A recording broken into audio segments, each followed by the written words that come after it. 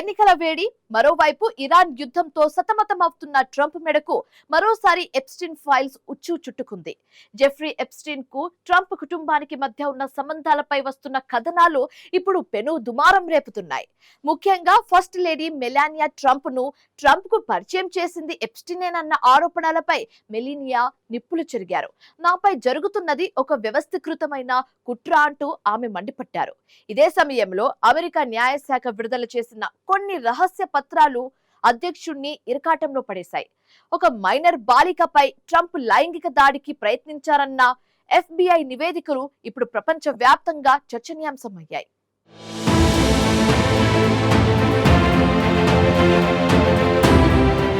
America రాజకీయాలలో మరోసారి Epstein files కుంభకోణం కుదిపేస్తోంది. మెలానియా ట్రంప్నకు పరిచయం చేసింది ఎప్స్టీనేనన్న ఆరోపణలు ఇప్పుడు అమెరికా వ్యాప్తంగా చర్చనీయాంశంగా మారింది.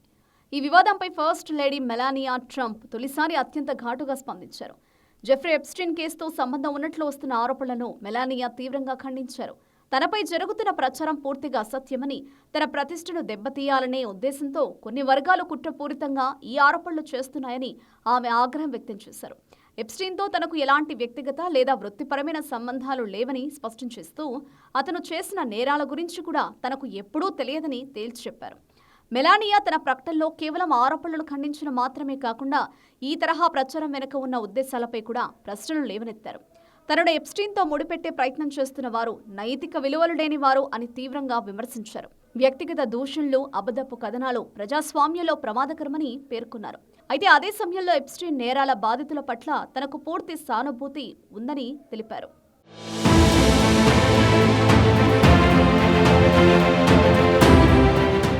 బాధిత మహిళలకు న్యాయం జరగాలంటే బహిరంగ విచారణలో అవసరమని, ప్రతి మహిళ తన కథను ప్రపంచానికి చెప్పే హక్కు కలిగి ఉండాలని ఆమె పేర్కొన్నారు. ప్రముఖ రచయిత మైఖేల్ వోల్ఫ్ చేసిన ఆరోపణలు ఈ వివాదానికి మరింత ఆజ్యం పోసింది. ట్రంప్ జీవితంపై పుస్తకాలు రాసిన వోల్ఫ్, మెలానియా, డొనాల్డ్ ట్రంప్ మధ్య పరిచయం ఏర్పడడంలో ఎప్స్టీన్ కీలక పాత్ర పోషించాడని పేర్కొన్నారు.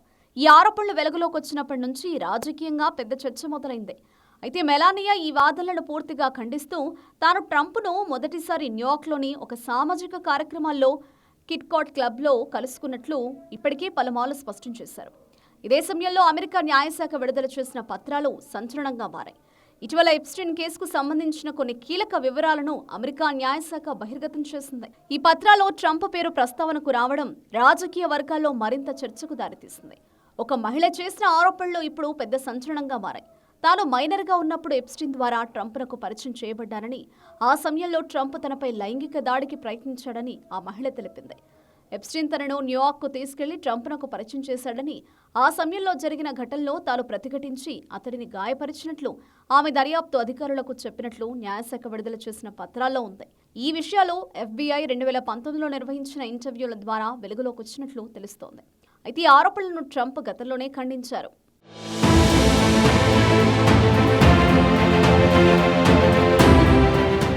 ఈ విషయం బయటకు రాకుండా ఉండాలని తన కుటుంబ సభ్యులకు బెదిరింపు కాల్స్ వచ్చాయని ఆమె ఆరోపించారు.